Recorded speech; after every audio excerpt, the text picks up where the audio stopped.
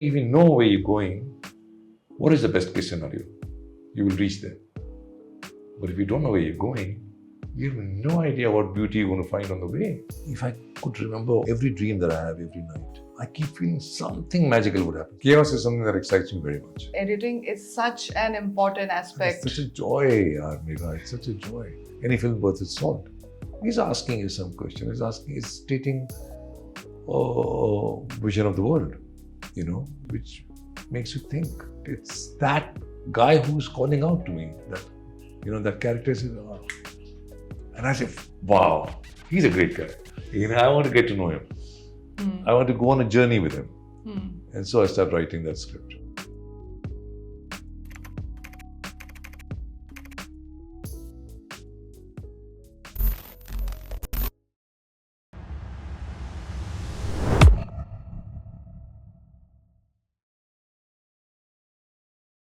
Hi Rajat. Hi Megha. We are in Mumbai. The year is 2024. Can I request you to close your eyes for me? Okay. Please go back to your childhood, the year of your choice. In the streets of old Delhi, tell us the earliest memory that you have of self-discovery through art. Oh my God. You can open your eyes. Oh my God. Earliest memory of self-discovery through art. It would be drawing crayons, making color paintings, drawings actually, not paintings. Oh, yeah, but I don't think I discovered myself through that. And then very soon, I think me and my brother, we grew up, he's just a year younger to me. We started reading a lot very soon. So I think the first, if you say art, it must have come to us through books. Now it's hard to say which is the first important book I read. I don't know if I can remember. But we used to read in Hindi. So pretty soon, Rajendra Yadav and Sharad,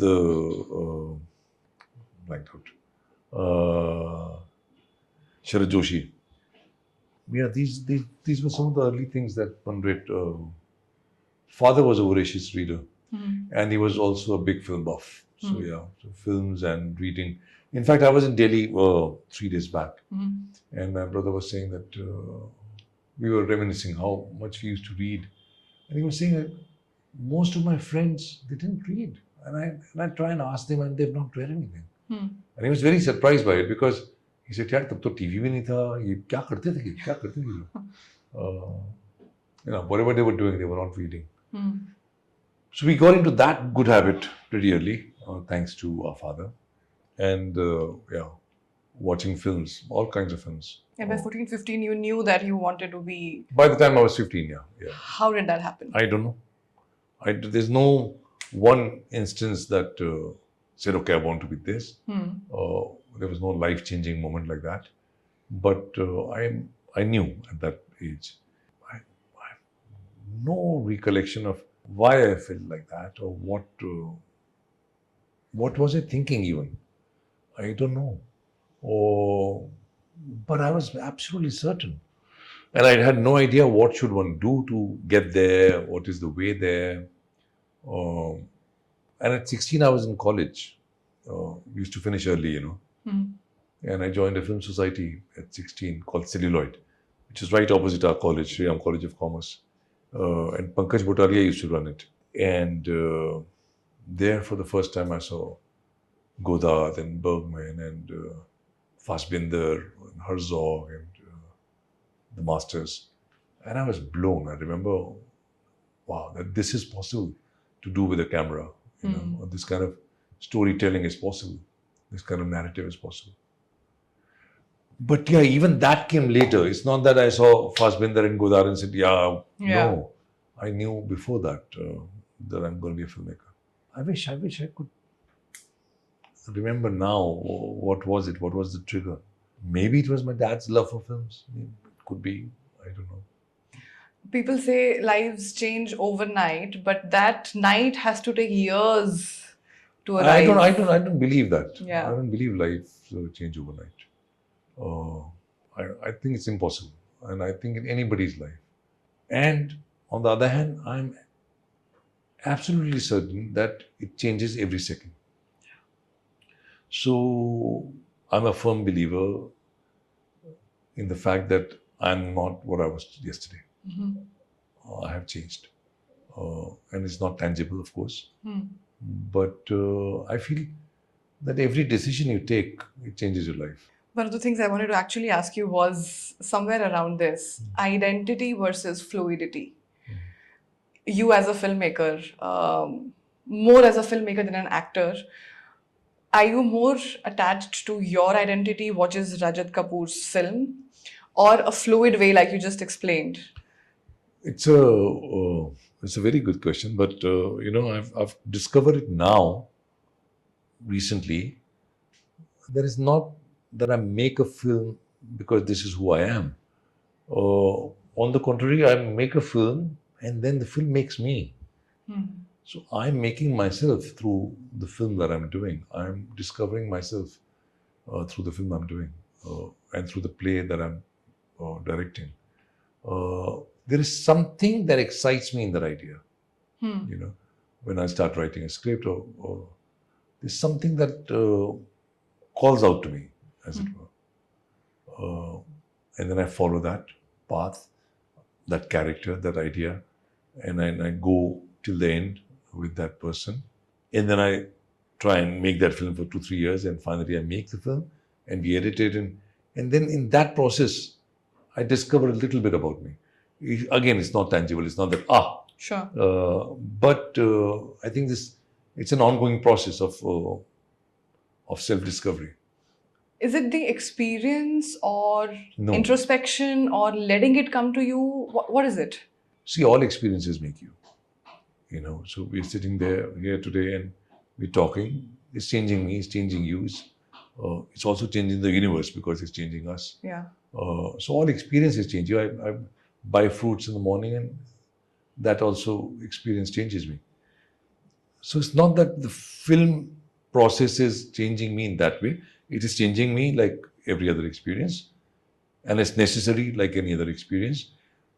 But it's making me aware a little bit more of who I really am.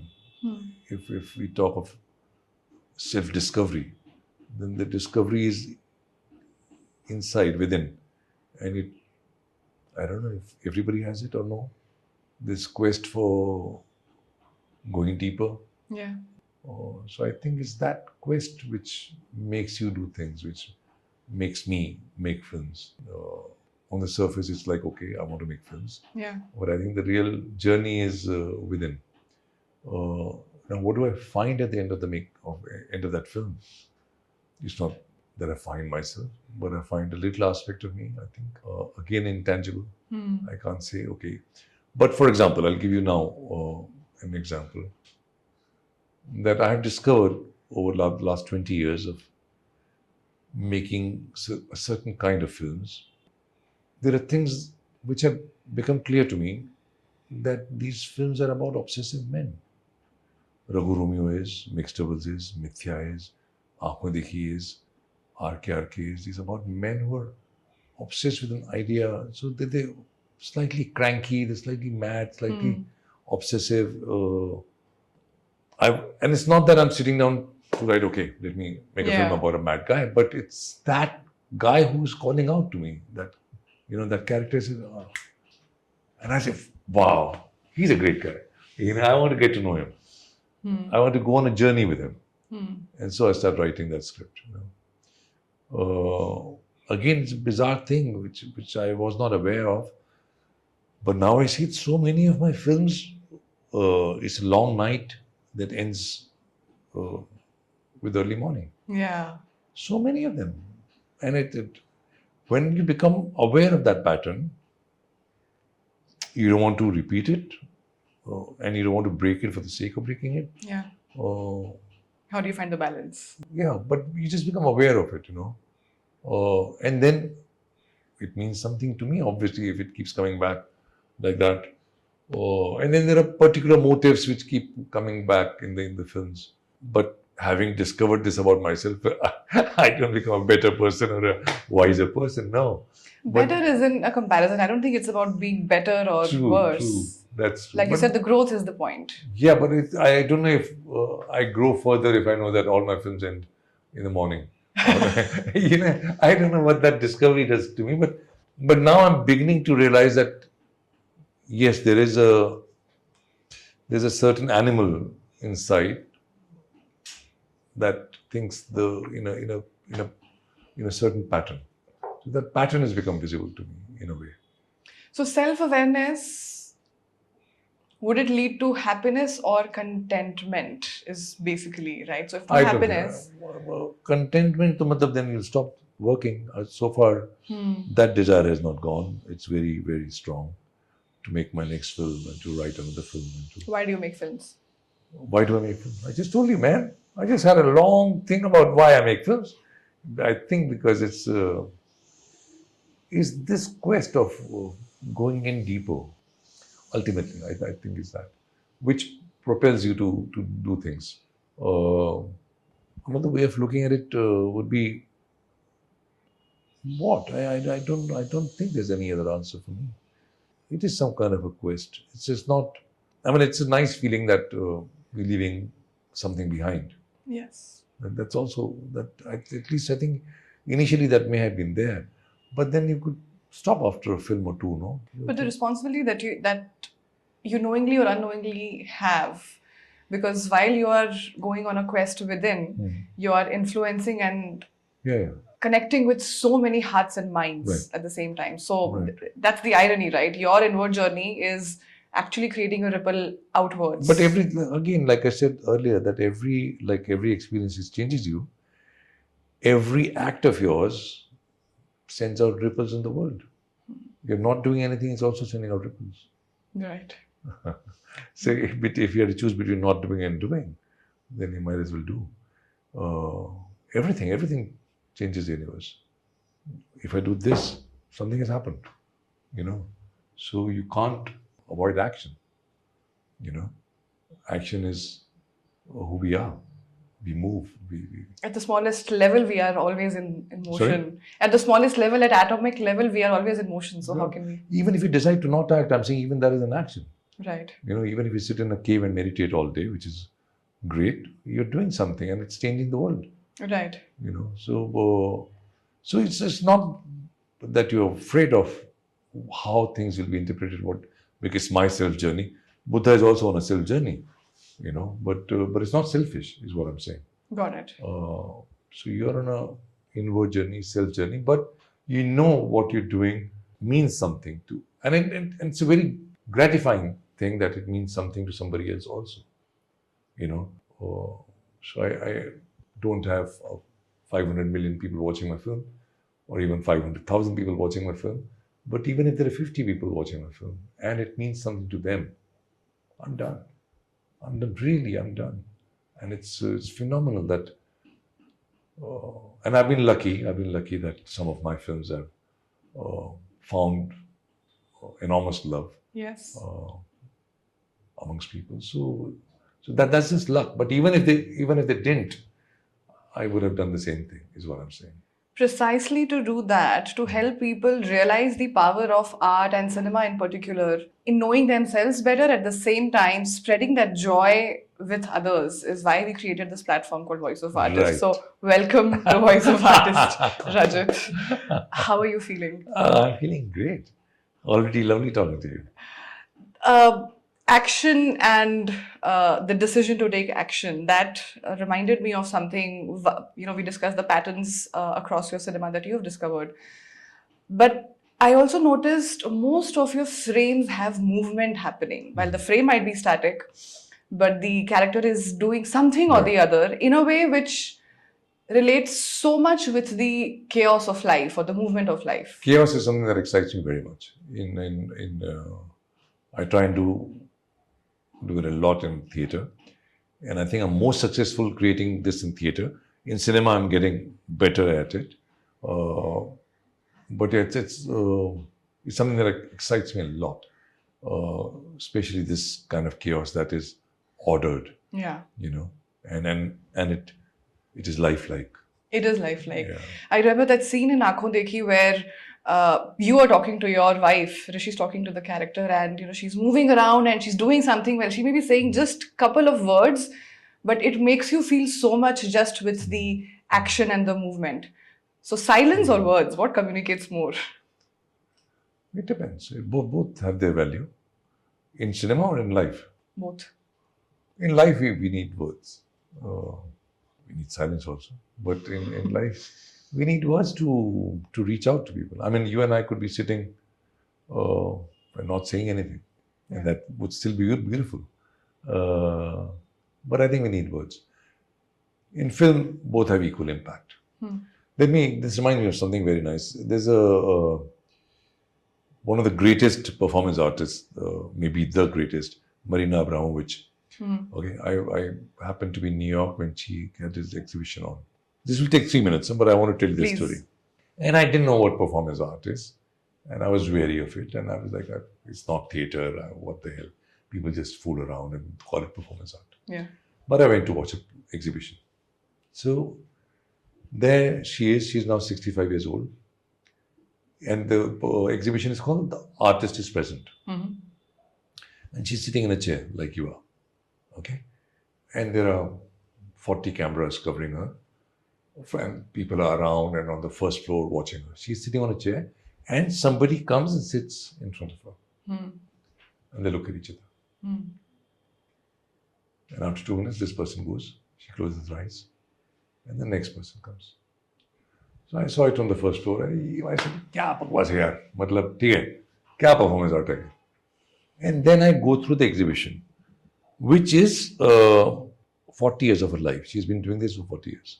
And she's been doing incredible things. Matlab, and there's some videos, some people are, other performance artists are redoing what she's done.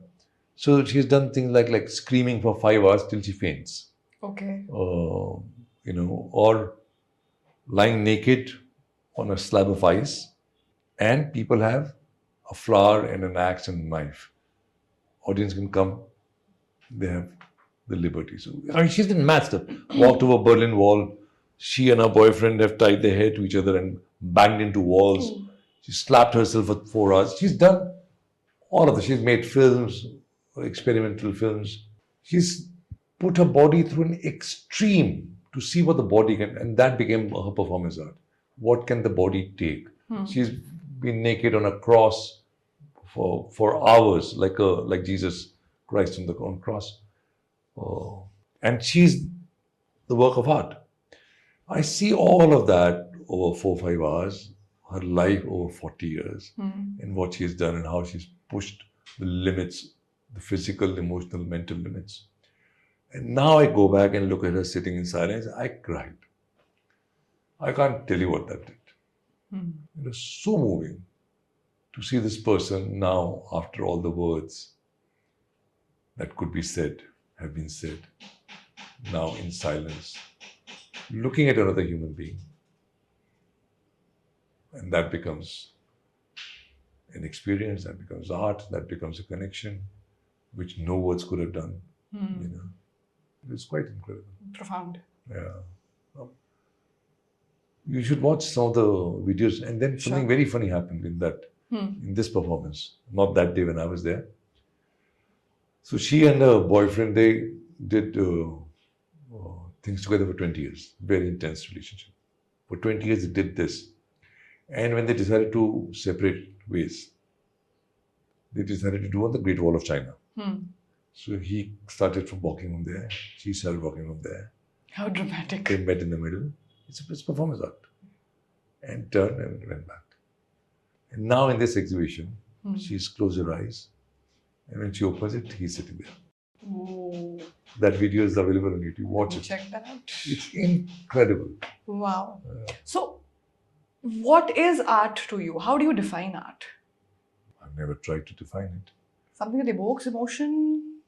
I think art is what gives us a little perspective on who we are and what are we doing on this a piece of rock that is spinning so fast in the empty space. I think art puts that in perspective a little bit.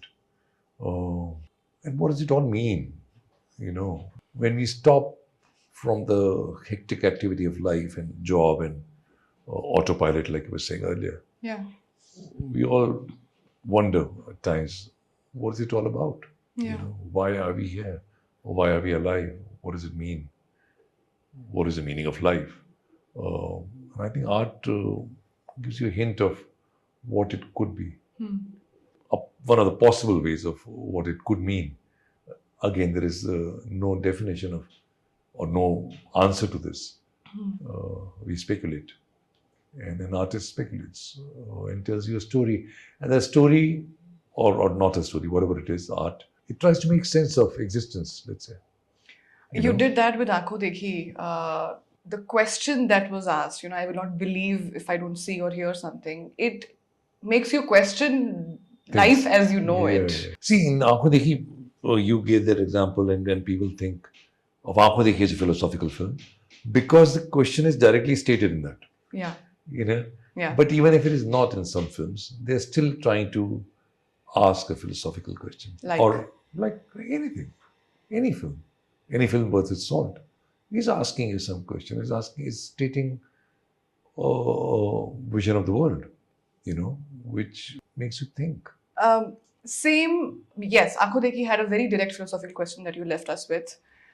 But you did something in a subtle way in Mithya, where one character lived multiple roles. Exactly. So now that specific question has not been put like that, but yeah, the film is about identity and who are we? It is asking that question. Though you don't say Mithya first before Ankhon Dekhi, because the question is not formed well in the premise of the film.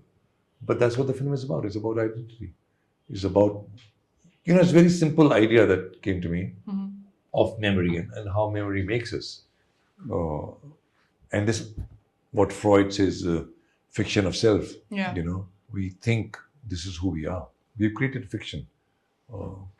I'm Megha Das, I do this, I work for Sony, I'm married to so-and-so, and I like my black coffee with 1 spoon of sugar.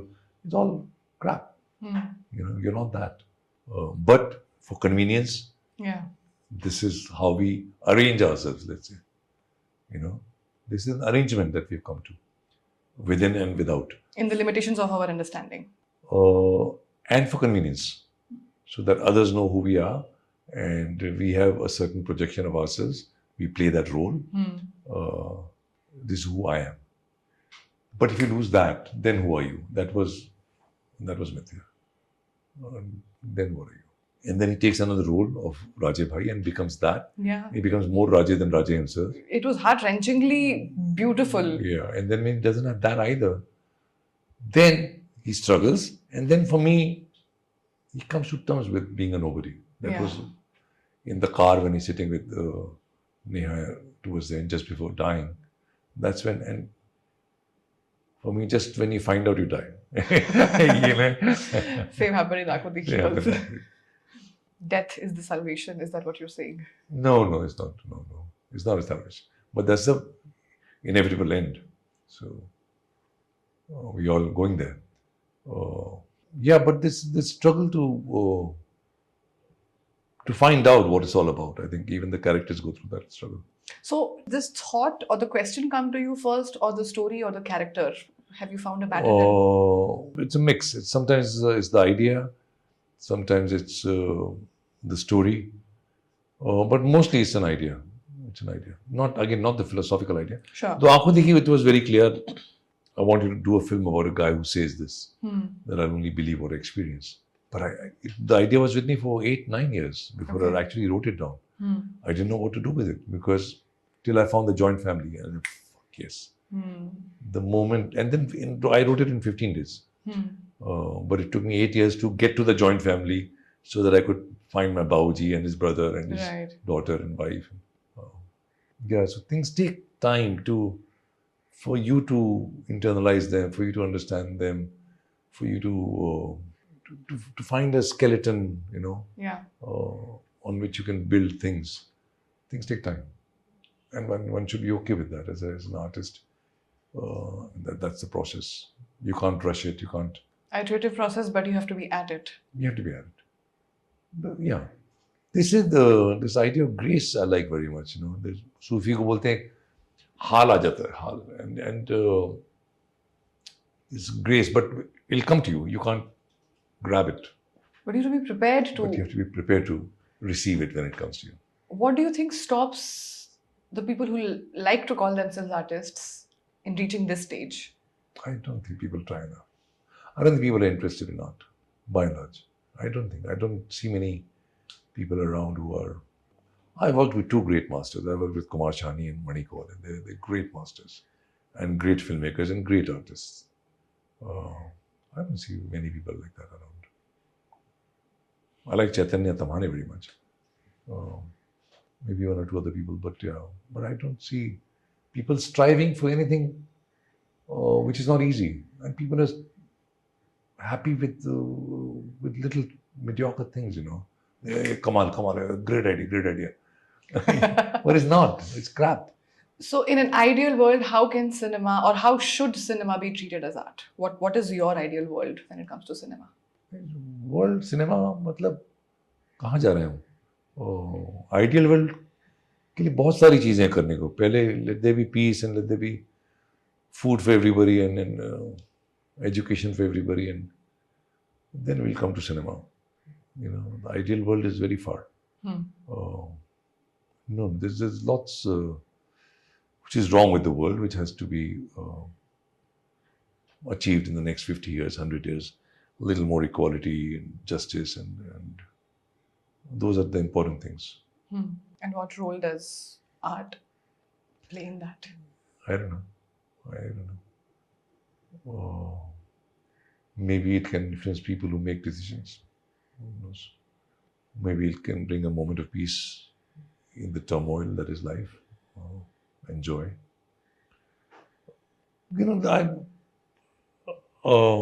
I make films that nobody watches.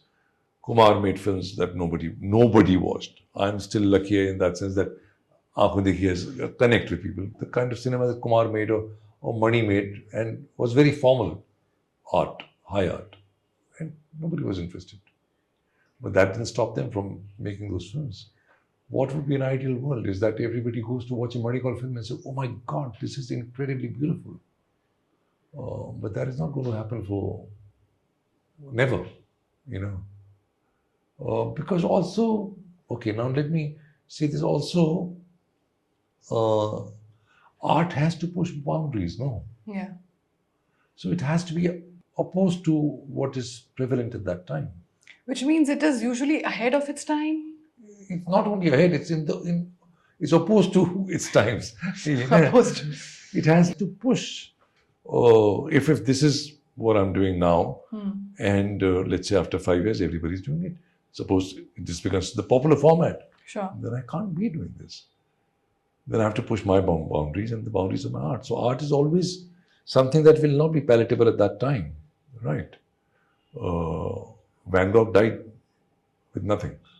Now you sell his paintings for $68 million. Oh my God. Yeah. Sunflower.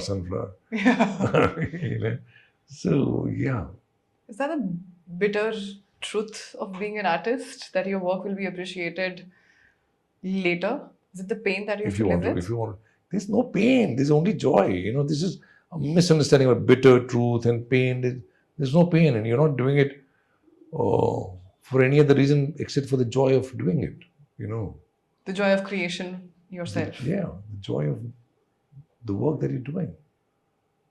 And that's such a privilege, that's such a moment, that's such a thing that you're allowed that, that whatever way, or you make it possible that you can do it. Man, wow. It's really gratifying. So then there's nothing else that needs you. The world doesn't owe you anything. Yeah. Why should anybody watch what you do? Who are you? You don't have to. No artist can say, I'm telling you the truth. I have my own truth. यार तुम कौन? ये तुम्हारा truth है. अगर मुझे मजा आया तुम्हारे truth को देखने में, I'll watch it. Otherwise, why should I suffer your Your internal journey. That's interesting. So, an artist's internal journey manifests out of an artist, but can it exist without audience? Does it exist without audience and appreciation? It exists. You can't deny that. Uh, I tell this to myself often. For example, you make a film and it does not get a release. It hurts, of course, but it's all right because it's there. It exists. Exactly that. It's out there in the universe. हो गया उसका काम जो था हो गया. अब वो 5 लोग देखें अभी, बाकी देखें 25 साल बाद चलेगा मेरे को, you know. But you can't deny its existence. And I feel that is my job. My job is to make the thing and to go on and make the next one. That is the important part for me. Of course, if many people watch it, I feel very happy. But if not, that's also okay. It's okay in the sense that I would still do the same thing, and somebody will watch it, and it means something to somebody, and that's good enough. I don't think a large audience will appreciate art. I don't think, unless unless you're Martin Scorsese or Christopher Nolan, and then the artist and the popular format meet in some way. That's quite lucky, because both Nolan and Scorsese and Tarantino, for example, they make great films, and they make them in popular format because this is their vision. So it works in terms of box office also. But not that it's easy for Scorsese to make his films. He still has to have a Leonardo DiCaprio and so on. On the other hand, Coen brothers, who are equally good, if not better, find it very hard to make their films because they are slightly edgier. The narrative, popular narrative, is not their focus. So it becomes harder for them.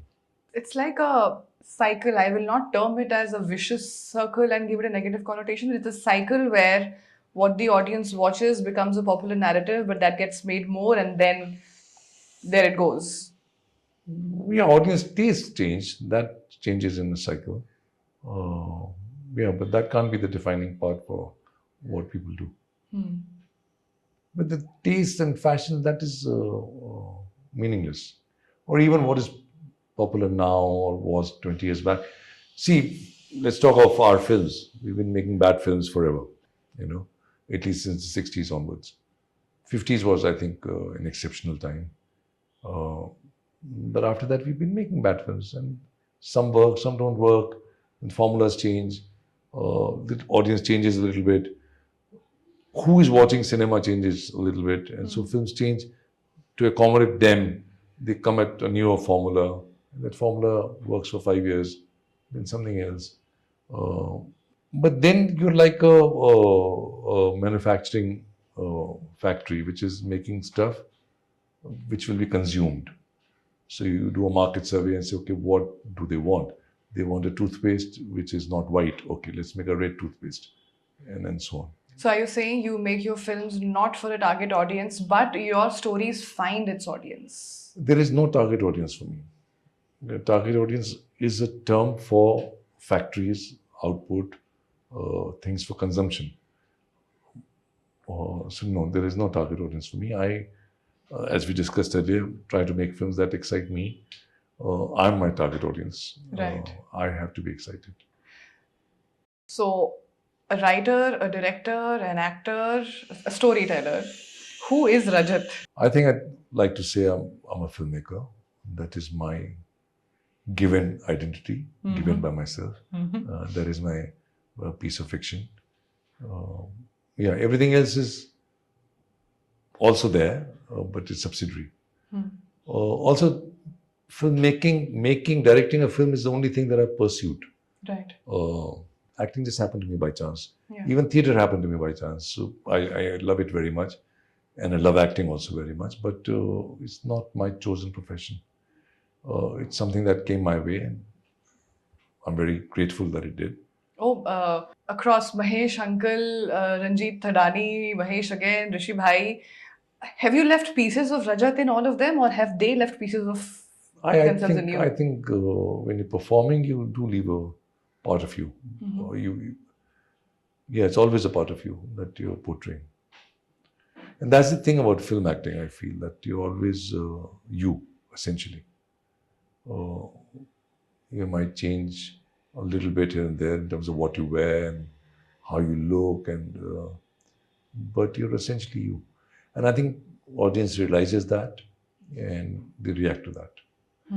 That's why when they go see a Shah Rukh Khan film, they want to see Shah Rukh Khan and not what he's playing. Where does versatility come in all this as an actor?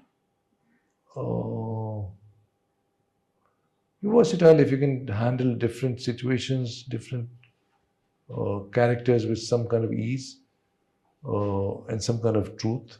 For example, if I was to play a person who dances, so yeah, I'm not versatile like that at all. So yeah, again, you can do only what you can do.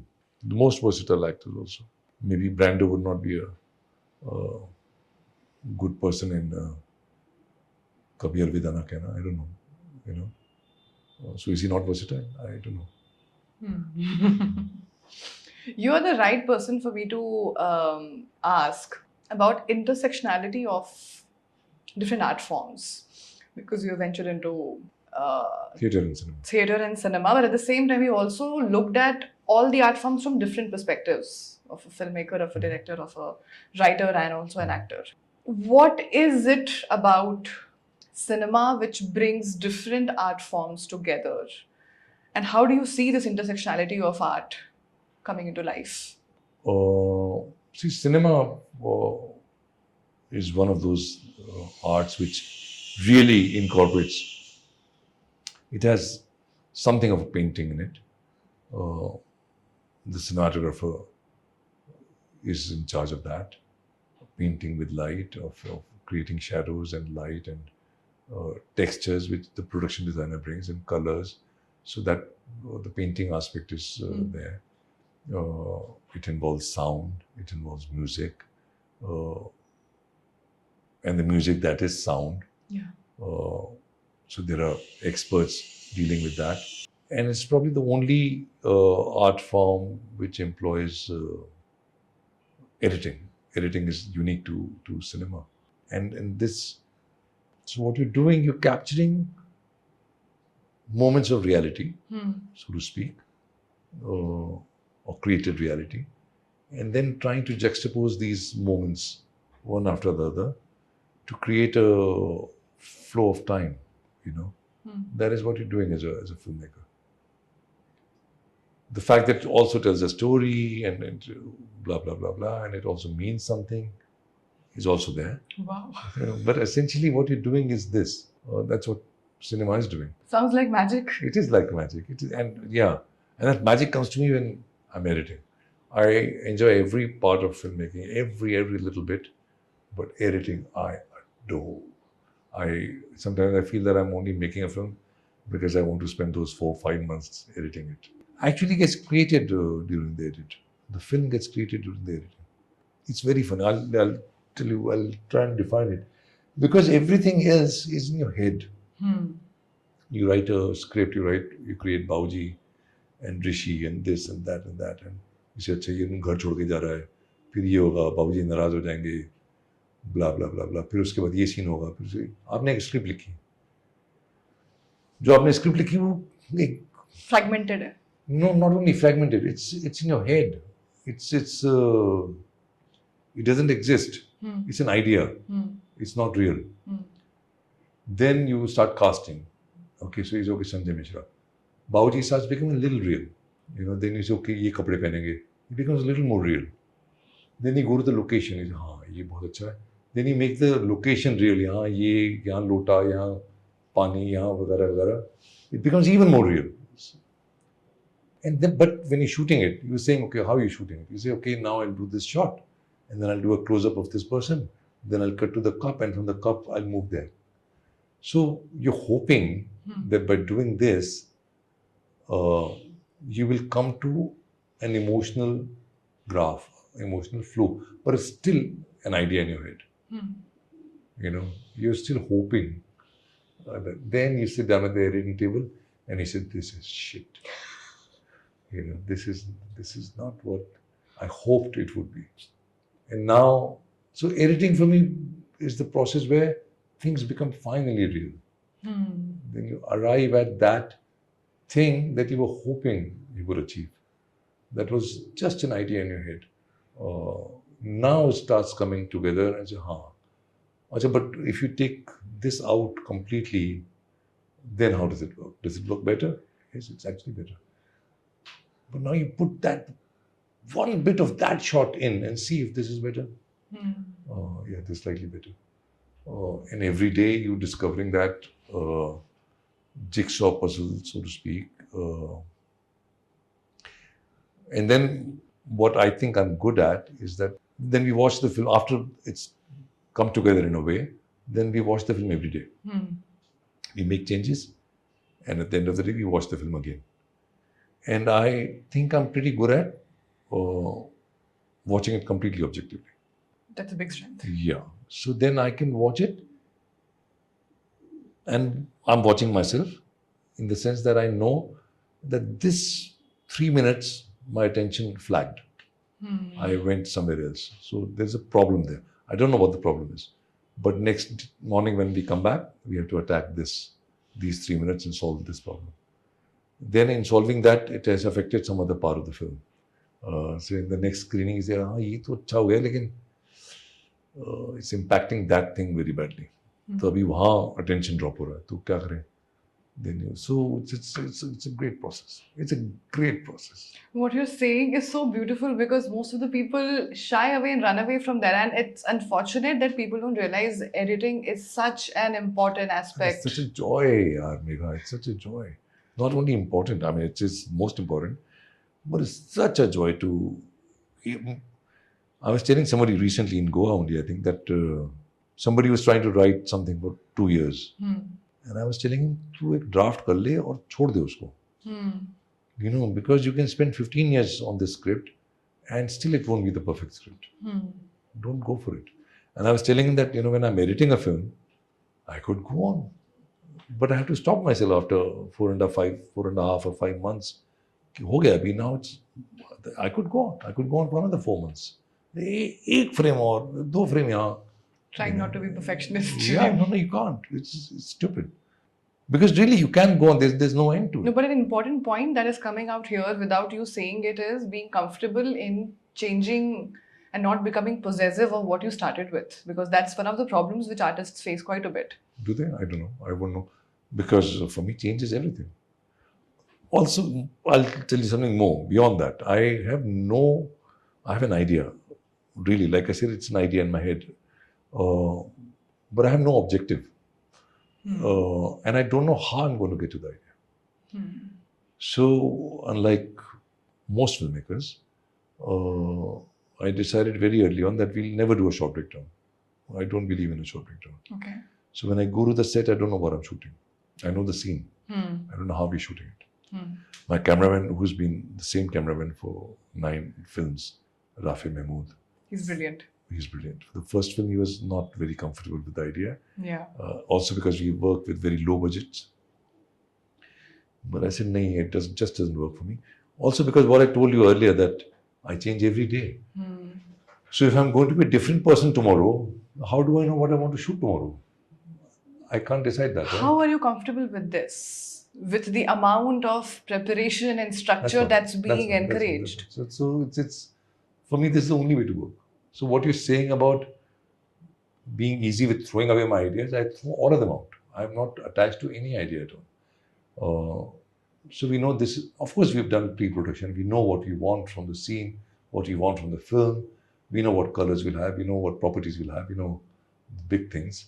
But when I go on the set, I sit with my actors and say, okay, this is the scene. Kya karna hai, bataiye? Because how that morning is, how the sun falls that day, will decide everything, will change everything. People react to it. People are living things. Yeah. Actors are also living things. So they also react to sunlight, to this cup being there or not being there, to that light being on or not being on. People react to things. That's an incredible amount of trust you are giving and building an environment of trust Absolutely. in your entire Absolutely. team. Absolutely. That's the only way to work. That must be so liberating. Yeah, and collaborative. So there's no, I can't stand this idea of fixing a camera and saying, अच्छा तुम ऐसा करो, तुम दरवाजे से आना, यहाँ रुकना एक सेकंड के लिए, फिर वहाँ बैठ जाना, फिर कप उठाना. You know, this is a horrible for me, a terrible way of making a film.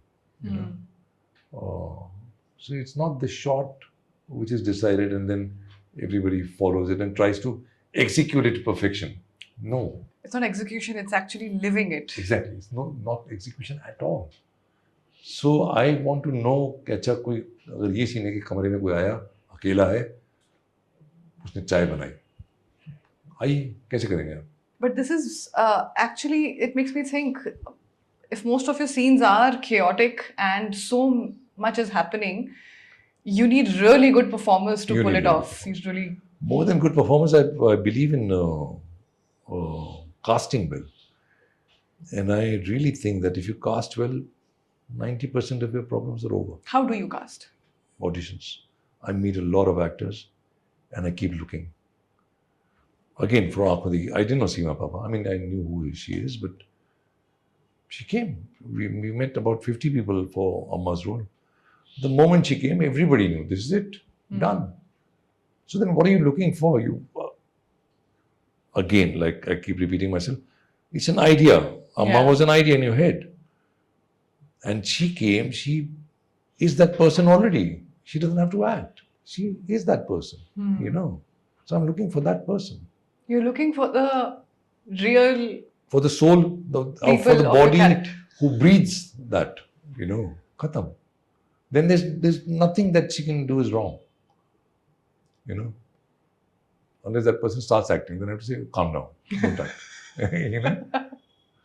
Other than that, you can't go wrong. So what? Same thing for Maya Sarao, who was a discovery for me.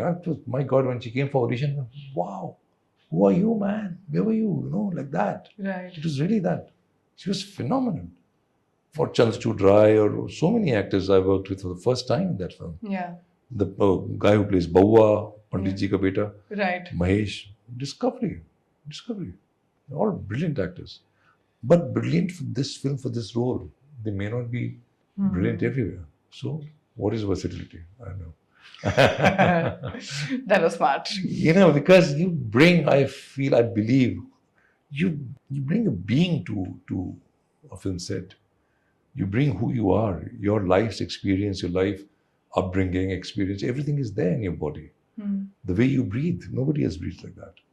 So when you say those lines, it means something to stop in the middle of the sentence and then continue, you know, because that's you. And it's not about aise bolna hai, nahi. Whatever you do is right, you know, because I'm going to follow you now. After I've cast correctly, hopefully, then I'm going to follow your lead. And I want to see where you take me, you know, and where you take this character and where you take the film. That is the joy. For me, discovering is the joy, not executing. And if you came to our theatre rehearsal, it's beyond all this. We discover everything. I don't know what I'm doing. And we just opened a play, Brothers Karamazov, adaptation of Brothers Karamazov, which is a novel about 1,000 pages. And we did it in Hindi called Karamjali Brothers. So, of course, we auditioned and we found some 10, 12 actors. And then the process is, okay, this is... Also, I don't know what goes into the play from that thick, fat book. Discussing that with actors, trying to play scenes out. I don't know how the scenes will be played. I'm like, okay, this is the scene. Aap ye hain, aap ye hain, aap ye hain. Let's try. Let's try it day after day after day after day. And then you find something which was good, something which is truthful. You take that and try and build on that. And somehow in 3 months, you arrive at a play, which is not scripted, which was zero. We had nothing when we started. And now we have a play. It is, for me, that process is exciting. That's the only exciting process, you know, only exciting way of working, of not knowing. You know, I keep saying, if you know where you're going, what is the best case scenario? You will reach there. But if you don't know where you're going, You have no idea what beauty you're going to find on the way. In a very simple way, you have found the solution to one of the biggest humanity's problem, which is the illusion of control, the sense of control. You've learned how to let go of it. I think so, yeah. At least in work conditions. What would you tell to the young aspiring artists, actors, or filmmakers how to arise here? No, you don't have They can't to. follow your journey because yours is a unique journey. Exactly. You have to find their own way. And everybody will find their own way. Everybody will find what works best for them. This may not work best for everybody. Right. You know, there's a famous Hitchcock story. Somebody asked him, how's your new film going? He says, it's all done. I just have to go and shoot it. He did everything on paper. He knew everything. He knew the shots, everything. Right.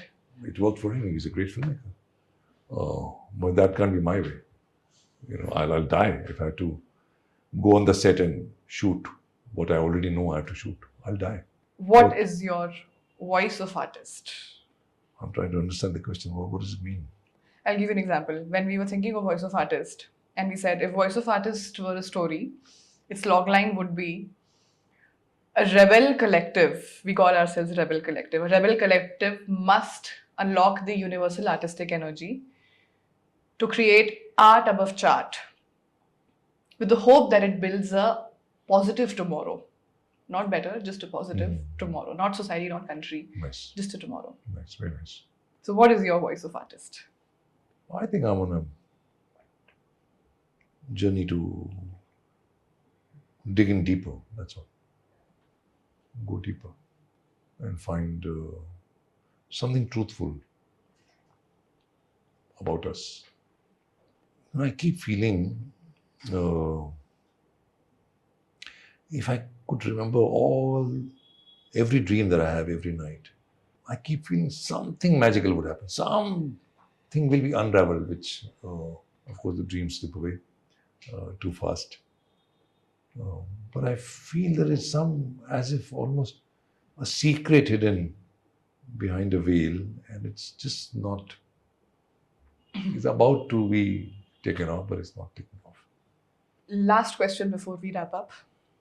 This unexplainable side of art, a lot of artists do experience this. I'm sure you must have, because your process itself is very fluid. Any example that comes to your mind where something happened which you could not have imagined or anticipated that happened? It wasn't planned to happen over, for example, a year in terms of seasons. But when we went there in January, we said, Dari, we'll be shooting in Feb, March. You know, let's make it from winter to spring and to summer and back to winter. And that worked out. So making these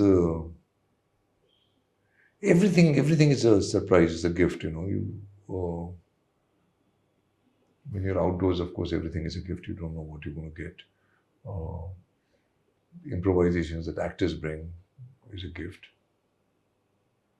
Accidents that happen are a gift.